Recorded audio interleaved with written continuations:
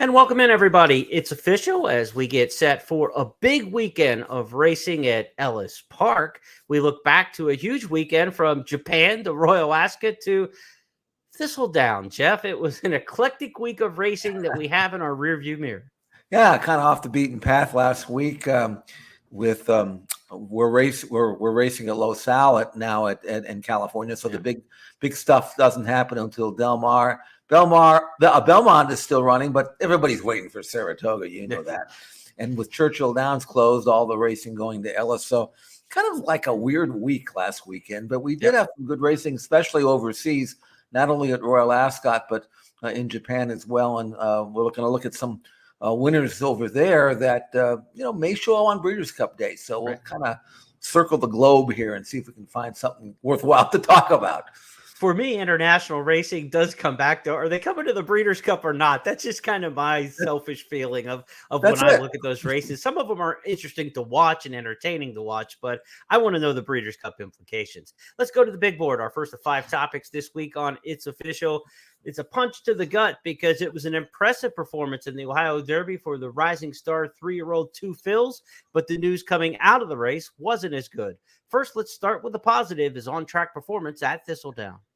5/16 to go there on the far turn. Bishop's Bay takes the lead, but here comes Two Fills. Two Fills alongside, and Two Fills takes the lead. Bishop's Bay tries to counter. Henry Q could not keep up with this pace by these two. Two Fills and Bishop's Bay, top of the stretch.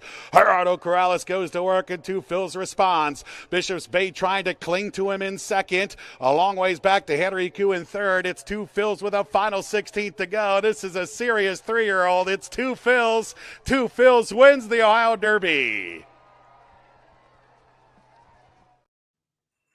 And Jeff, that's the way you want to win it as the odds-on favorite. He was wrapped up. He was in hand. He made that Gary Stevens move on the far turn to take the lead by the top of the stretch and just kind of named his margin under Gerardo Corrales. He was pinch hitting for the injured Jared Fluffberry. Now, injury, the key word here, as Two Fills came out of the race with an injured front ankle after this performance, and that puts his future in big-time jeopardy. Yeah, we don't know exactly what the injury is. It could be a chip, which is not necessarily, career ending. But if it's a cracked sesamoid or something like that, then it's curtains really in terms of the racing career. And he did it so easily. I don't know. That would be the last thing that I would have thought that would have happened to him. You get that dreaded morning call on Sunday. You're living a high, and you just don't even want to hear a phone, call come, and then you get that call, and it's just so crushing. I've had it happen to me, and everybody who's been in the game has had it, but not with a colt that could have been this valuable. I mean, I know that people who own horses and horse racing, that money isn't always the motivating factor. They already have money; they just want to do it for the sport.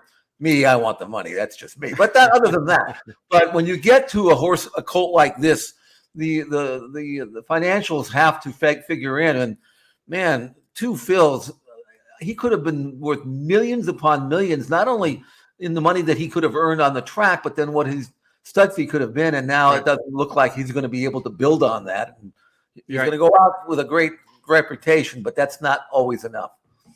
Yeah, his resume looks like this, right? I mean, he's a multiple grade 3 winner. He hasn't won at the grade 2 or grade 1 level. 0 for 3 at the grade 1 and grade 2 levels, but he was a Kentucky Derby runner-up.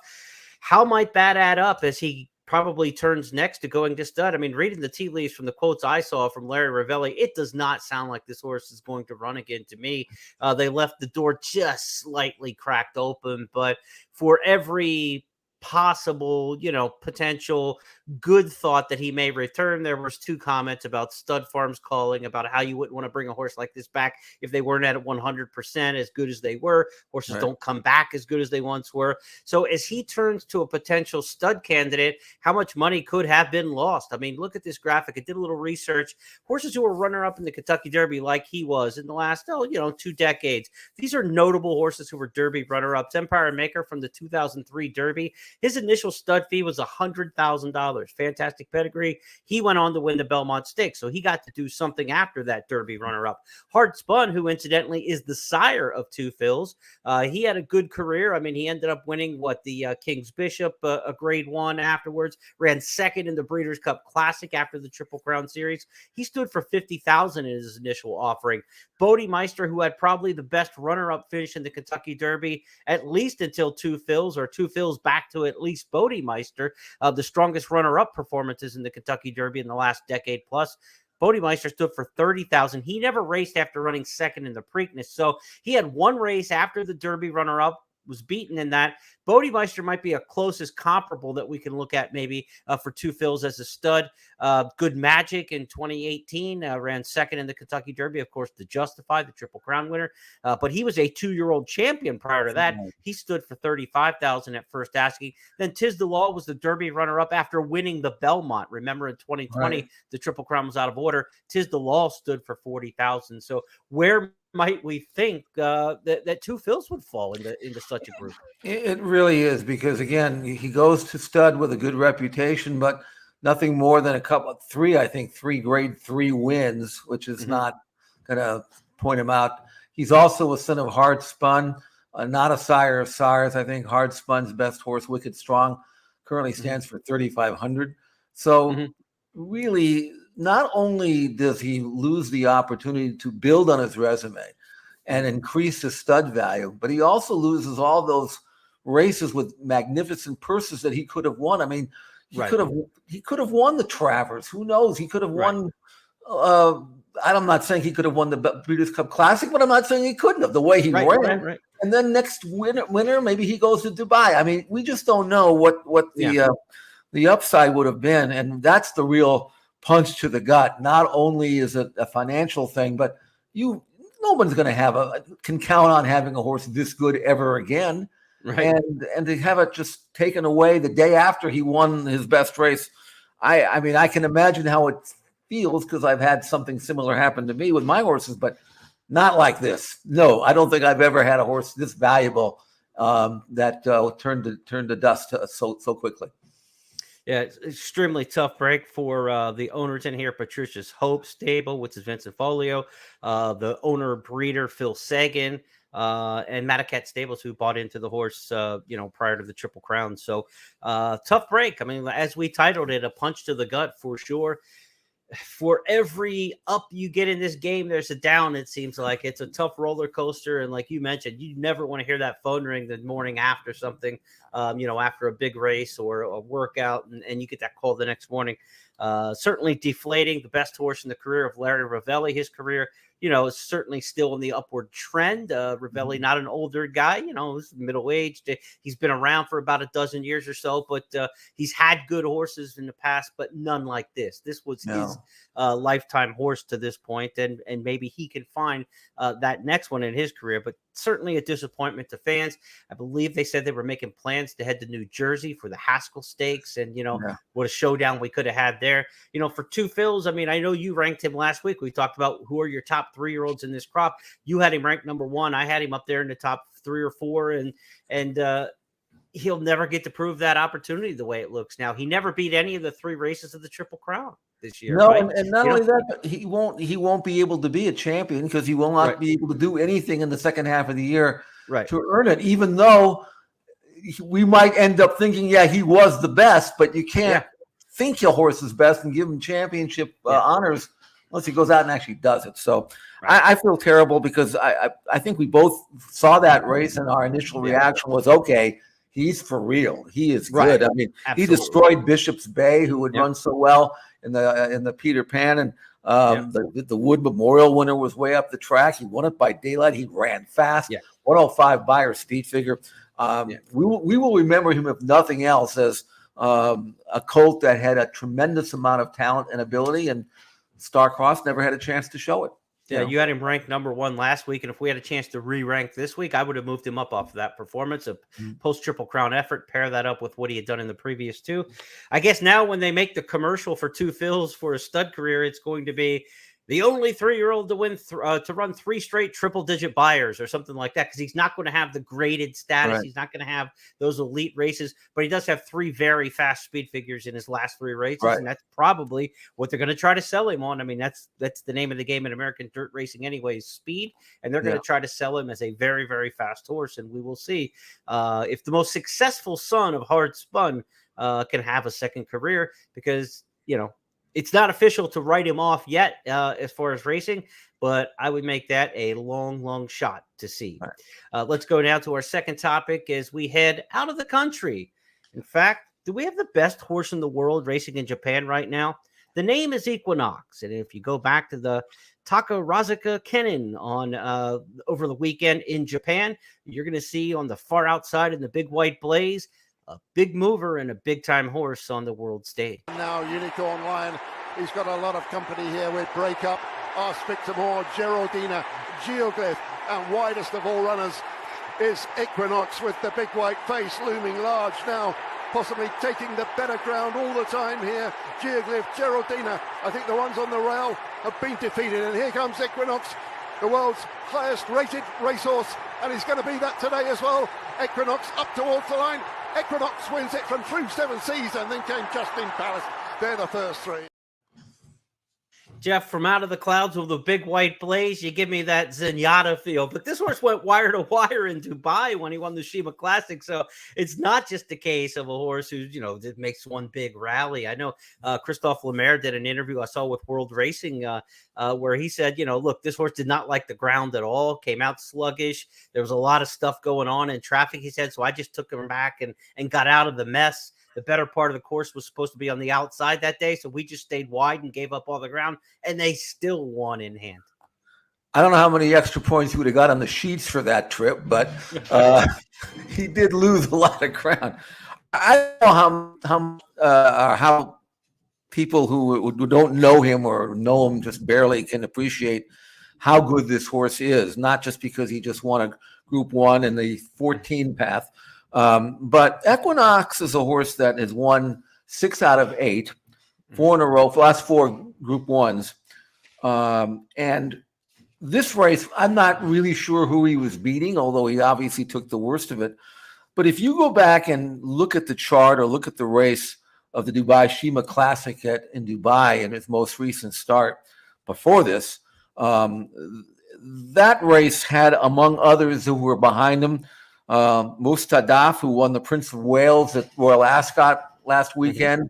Rebels Romance was up the track in that race as well. Right. So I don't really think he has to prove anything other than keep winning, because he's already beaten among the very, very best in the world already, and he trounced them in the Dubai. So now he's won 6 out of 8. He's earned the equivalent of $11 million. So he's by a Japan Cup winner, so the pedigree is there. There aren't any really important Grade 1 or Group 1 races in Japan until the fall, so I don't know if he'll do much between now and then. Now it's just a matter of, Jeremy, of can we, recruit him to come to California to run in the Breeders' Cup turf? I mean, he would be 2 to 5, but I guess he'd be 2 to 5 no matter where he shows up. What are his options? What do you think? Can we entice the Japanese owners to come out here to California? They did well the last time they came, so maybe we can talk them into it. Yeah, this was a win and you're in for the Breeders' Cup turf, but it was also a win and you're in for the Cox Plate in Australia. And horses from this race in Japan have gone to Australia in recent years. The Cox Plate is October 28th. The Breeders' Cup turf would be the following weekend, November 4th. And then the Japan Cup you mentioned is November the 26th. So I don't know if you take any of those prelude races if you're okay to come back in the Japan Cup. It's 4 weeks and 3 weeks between the Cox Plate and the Japan Cup and the Breeders' Cup turf in the Japan Cup. So I don't know that they would want to run back in the Japan Cup on 3 or 4 weeks. I'm not sure exactly what their intentions would be, but you almost have to pick one of those 3, I would think. And so, take your pick. I mean, they're all prestigious races, and it kind of just matters which stage you want to perform on, right? Australia, America, or in your homeland there for another big effort.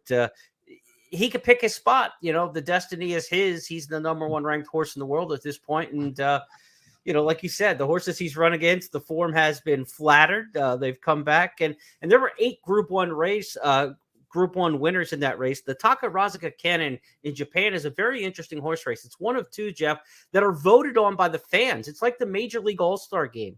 The fans vote which horses they want to see in the race. So you get the best sprinters, the best distance horses, the best fillies, the best colts. And in honor, most of them run when they're voted in. So it's kind of an interesting concept. I'd love to see something like that in the United States. They said for this year's race, there were like 2.5 million votes. And the most popular horse to be voted into the race, obviously, was Equinox, the number 1 ranked runner. And he performed for the fans, so it's kind of an interesting concept. But, he's run against good horses. The Dubai race proved that. He could go anywhere. If he came to the U.S., we've got Pletcher's got the good turfer, up to the mark right now in the U.S., who's the best of the Americans. But I don't know that he's on the plane of an Equinox, and we would have to find out there. But that's the cool part about the Breeders' Cup. That's what we like to see, right? I mean, when Dancing Brave came here from France way back in the day, and we want to see the best in the world come here and try to get those matchups. We don't often get them in the Breeders' Cup. We get them, maybe once a decade where the absolute elite superstar from around the world shows up. But this would be a pretty cool one and a good time to do it with all the success Japan has had in recent years. It'd be pretty cool to see come November. Just going to have to throw a massive NIL at him. That's only that. Just pay him to come, Right. Yeah, really. I mean, make it worth his while. Yeah. So anyway, but it's good I'll follow him because he's a world-class horse, and he doesn't have to prove that he can't beat the world's best. He's already did it. And to do it on the lead or from the 14 path from way back, versatility, he's just incredibly gifted, and we'll see. I just have to hope that he stays sound, and then we get a chance to enjoy him here in the Breeders' Cup. And I get to take the rest of the show off because I pronounced Takarazuka correct 3 times now in the program. Okay, well, you can call off. I'm checking out the rest of the way. Third topic, Jeff's got you from here out. Third topic's going to talk about the superstars at Royal Ascot that we saw last week. There were several of them from opening day through closing day Saturday. The first one Jeff wanted to bring out was Paddington. Paddington was the big-time winner of the St. James's Palace was Paddington, and the English 2000 Guineas winner was on his game. Paddington, the blue and orange, is now being asked to deliver a challenge, but Chaldean giving generously inside the 2 has seen off Indestructible. But here comes Paddington, bearing down. The 2 Guineas winners collide. Paddington overtakes Chaldean, and Paddington takes the lead and goes away. Chaldean in second, Sharon is running on in third, but Paddington quite decisively has gone 2.5 lengths clear of Chaldean, and Paddington has done nothing but improve. The Irish Guineas winner comes right away to follow up in the St. James's Palace. Paddington the winner, second home Chaldean, Sharon ran on, and then Isaac Shelby in 4th. So Jeff, give us your take on Paddington. All right, here's a horse that has now won 5 out of 6 this year. You recognize the silks. So we've seen those silks in Breeders' Cup races before. So Aidan O'Brien, Ryan Moore combining here. You had the winner of the Irish Guineas and the English Guineas in this race. Chaldean was the English Guineas winner. Right. Most of the punters thought that the English Guineas winner was better, even though Paddington was getting better with every race, and he just swallowed him up over a mile. And I would love to see him come and run in the Breeders' Cup Mile. I think that he could certainly be among the very best of the runners. He's only a 3-year-old. We'd expect him to get better by the fall, even though he doesn't have to, because I was checking Racing Post ratings, and I wouldn't say they're buyer numbers, but they're numerical evaluations of horses' performance. And to give you an idea, just for comparison's sake, Racing Post assigned this horse a 126 rating for winning this race. Right. And you should know that Modern Games, his career top is 124. So he's already on pure Racing Post numbers, good enough to win a Breeders' Cup Mile on turf, and got to think he would even get better, and because he's getting better by leaps and bounds. Aidan likes to come to the Breeders' Cup. I would think this colt would be a very logical candidate to come to California and run in the Breeders' Cup Mile. And for these same connections, they brought one from Royal Ascot that could be filly and mare turf bound if they so choose. Her name is Warm Heart. Alasifa's now shaken up towards the outside, racing inside the final furlong and a half, and it's Warm Heart who leads the way under Ryan Moore from Crown Princess. Running up then is Lumiere Rock and then Sea of Roses. Alasifa is beaten as they go inside the final half of furlong. It's Warm Heart who's strong to the finish, and Warm Heart will win. Warm Heart has won the Ribblesdale.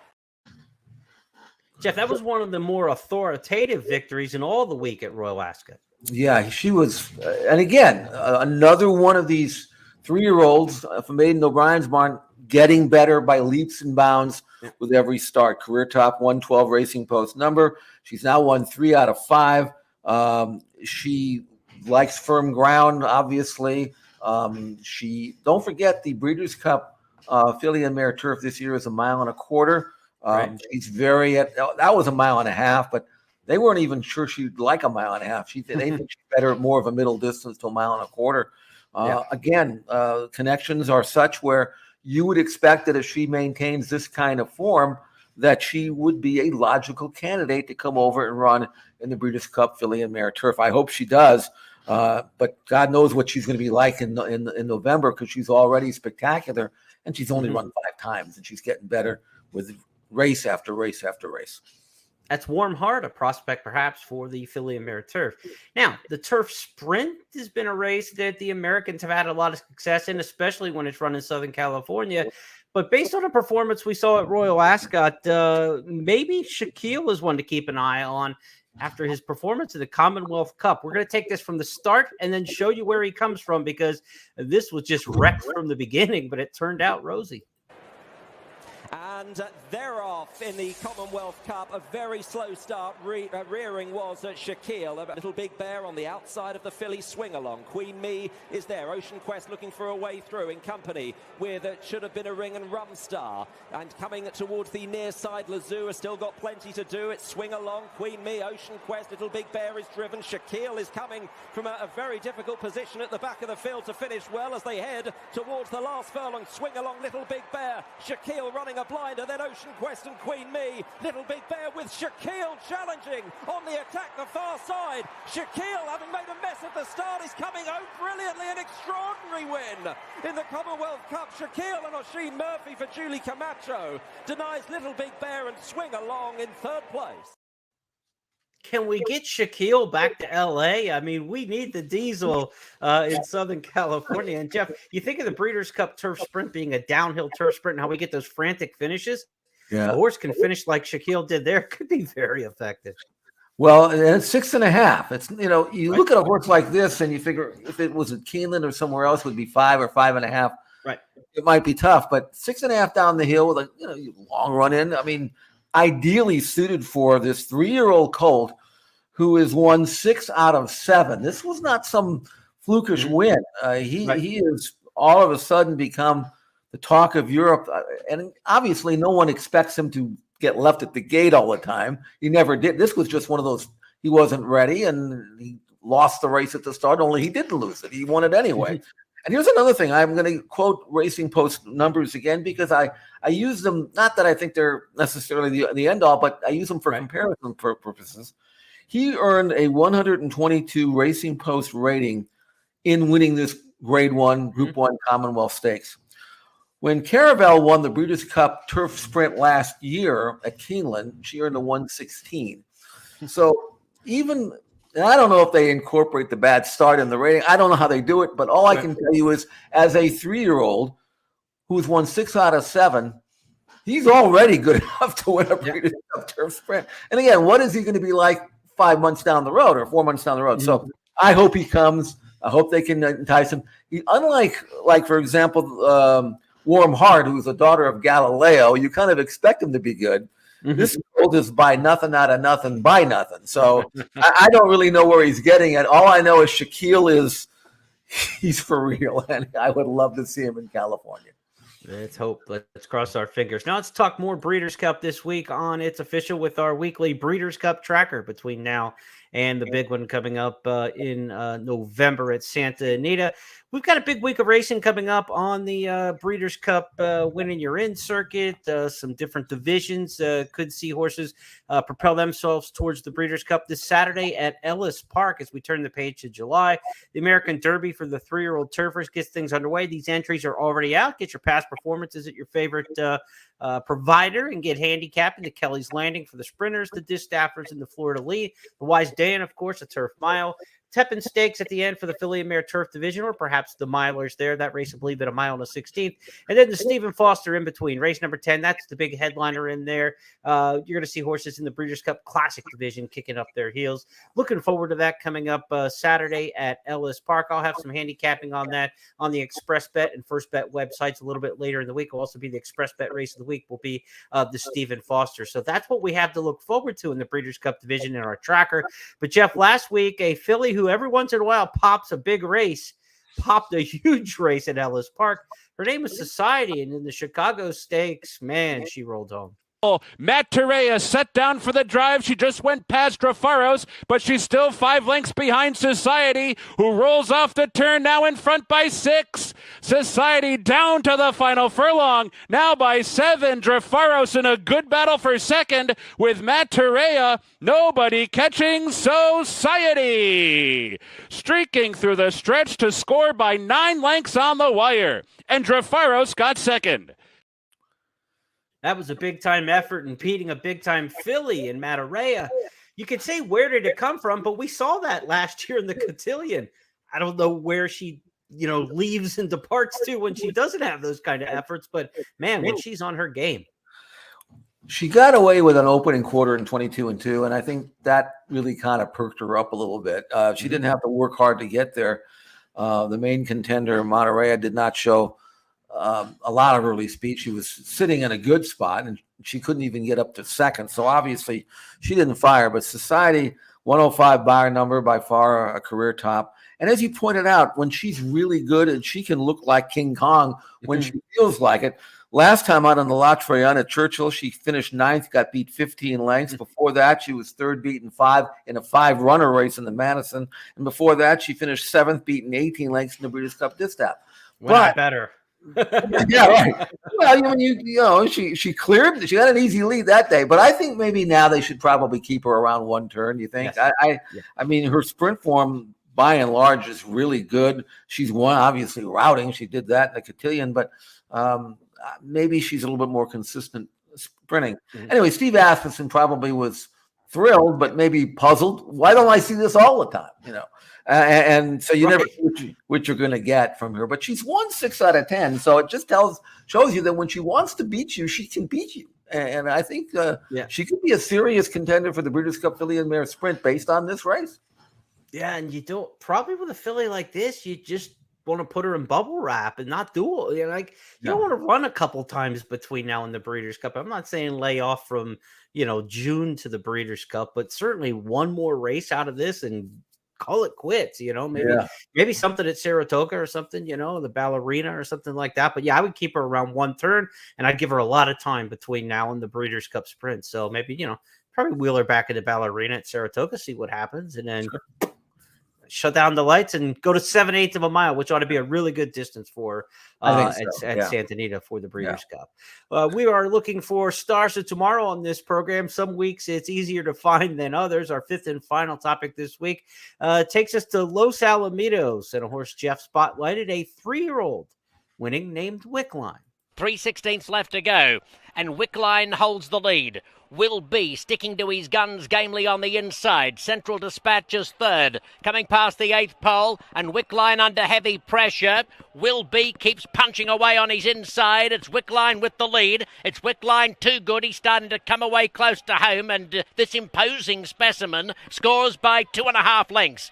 It's Wickline over Will Be. Central Dispatch a long way clear of Stavros.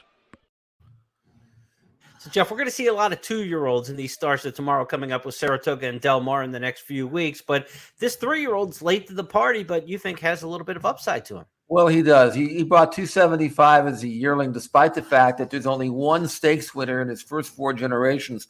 And that was his 3rd dam, a very good mare named Saudi Poetry.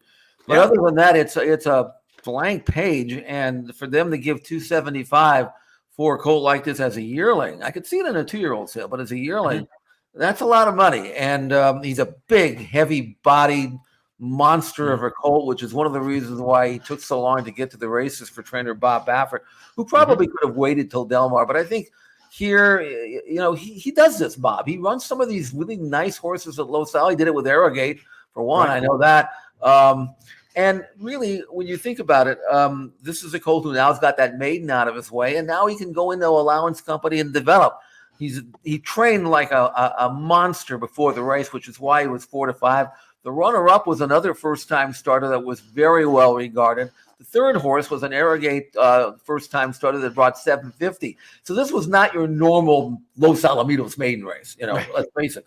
And now that Bob's got that win underneath him, I could really see this colt. And by the way, we didn't show the gallop out, but he galloped out 100 miles in front.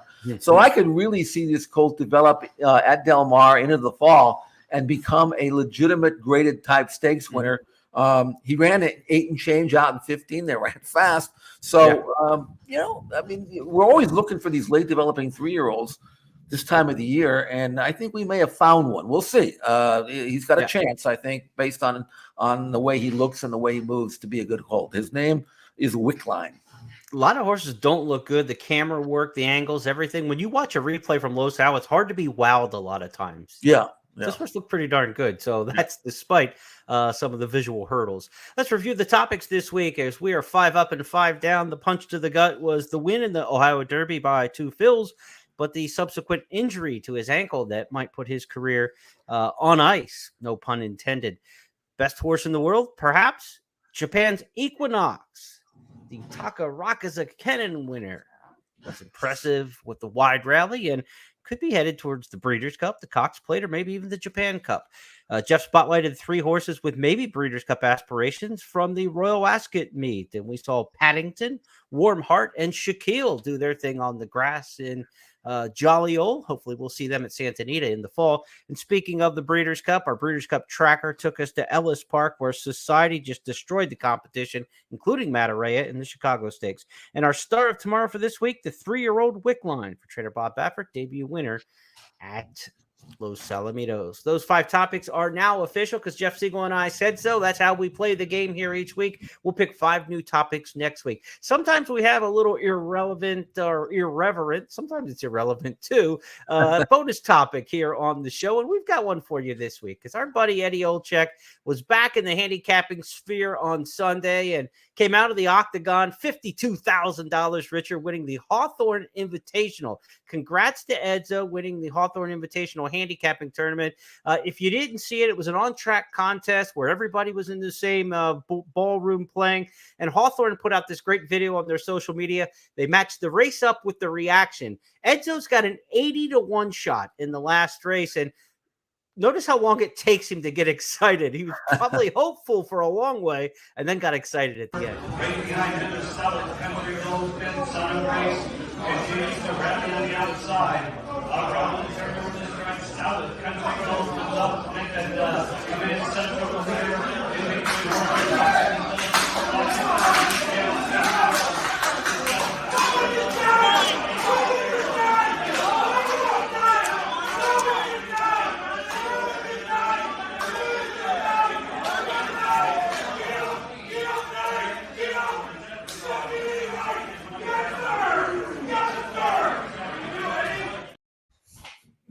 All right, we didn't put the beep in there. We think you're adult enough to hear the language. So when Eddie's excited, he's really excited. 80-1 winner there. I think he did exact and the try as well. That's how he got his bankroll from $3,000 to $52,000 in that race in the Hawthorne Invitational. So he won that $10,000 first prize and all the trimmings that go with it. Eddie and I are going to sit down and talk about tournament play and his thoughts about playing tournaments and how exciting they are on the heels of this victory. We'll have that on the social media channels and on the websites for First Bet and Express Bet coming up a little bit later this week. So look forward to checking in with Eddie. But that was fun to watch and go down the stretch with him. You know, come on with this 9. We've said that all a million times as horse players. And it's not like this was his first. He's won other tournaments, I know. Yeah. Pegasus World Cup Championship. Right. So there you have it. But very interested to see how he was going to cheer as they got closer to the wire, and I was impressed. I really was. I mean, that was. I think he, I think he helped that horse a little bit.